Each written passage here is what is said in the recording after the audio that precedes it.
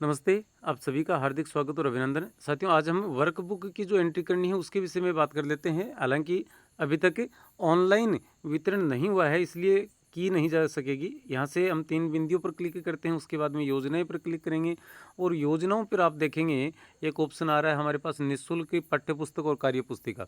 तो इस पर क्लिक करते हैं तो सबसे लास्ट के 2 ऑप्शन वर्कबुक से संबंधित हैं। वर्कबुक नोडल डिमांड या वितरण रिपोर्ट और वर्कबुक विद्यार्थी वितरण।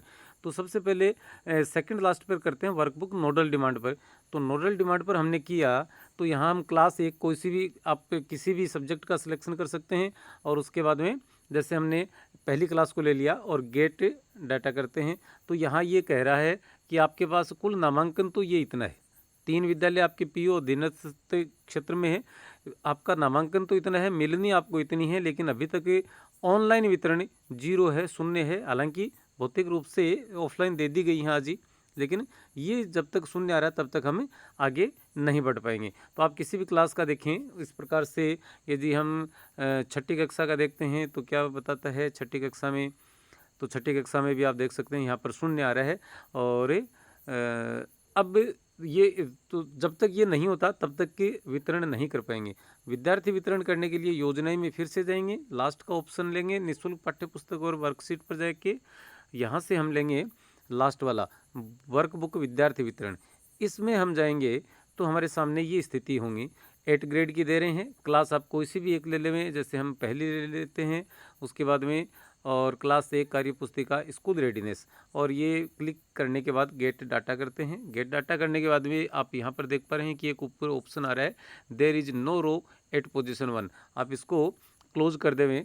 क्लोज करने के बाद में आपको यहाँ क्या करना है, सभी बच्चों के नाम के आगे आप यहाँ पर देख पा रहे हैं कि हर एक सब्जेक्ट में, जैसे ये कोई भी बच्चा था, इस बच्चे के हिंदी, गणित और अंग्रेजी, इन तीनों में यदि आ गई हैं तो तीनों, अन्यथा एक आई है तो एक पर क्लिक करना है।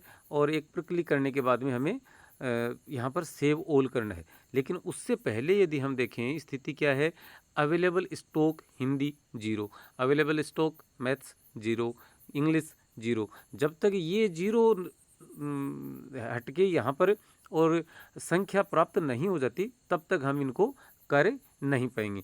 तो यहाँ हमें करना यही है, इसको सिलेक्ट किया हमने, यहाँ मान लीजिए हमने तीनों कर लिए सिलेक्ट, इनको हम बच्चों को कर लेते हैं सभी को सिलेक्ट, ये लो जी, और सेव ऑल करते हैं तो क्या स्थिति आती है, देखो ये लॉग आउट हो जाता है। तो कुल मिला की स्थितियाँ यही आती हैं। हम दोबारा देखते हैं, योजनाएं में गए और योजनाएं में जाने के बाद में हम इस पर जाएंगे निःशुल्क पाठ्यपुस्तक पर और वर्कबुक विद्यार्थी वितरण में जाएंगे। यहाँ से हम देखते हैं क्लास हमने छठी ले ली और वर्कबुक आप छठी की ले लेते हैं, गेट डाटा करते हैं। गेट डाटा करने के बाद में यही स्थिति यहाँ पर भी ओपन हो रही है। अवेलेबल स्टॉक जो है वह क्या है, शून्य है। अवेलेबल स्टॉक शून्य होने की वजह से यहाँ पर देखिएगा, हम आयशा को एक वर्कबुक वितरण करने का प्रयास करते हैं तो आता है can not distribute workbooks more than available stock in Hindi. In Hindi, Hindi शब्द इसलिए आया क्योंकि हमने यहाँ हिंदी वाले पर क्लिक किया था। तो एक्चुअली ये है कि जब तक हमारे पास यहाँ स्टॉक में चीज़ें प्रदर्शित नहीं हो जाएंगी, यहाँ पर शो नहीं हो जाएंगी, तब तक हम इनका वितरण नहीं कर सकते। जब हो जाएं तो चाहे एक सब्जेक्ट की हुई है तो एक सब्जेक्ट को लगातार सिलेक्ट कर लें, 2 की हो गई तो दोनों को कर लें, तीनों हो गई तो तीनों को करें, और तीनों को सिलेक्ट करने के बाद फिर हमें यहाँ इस सेव ऑल वाले बटन से इसको सेव करना है और उसके बाद में डाटा अपलोड हो जाएंगे। तो इस प्रकार से हमें ये डाटा अपलोड करने हैं वर्कशीट से संबंधित। चलिए आज के इस वीडियो में इतना ही। नमस्ते, धन्यवाद।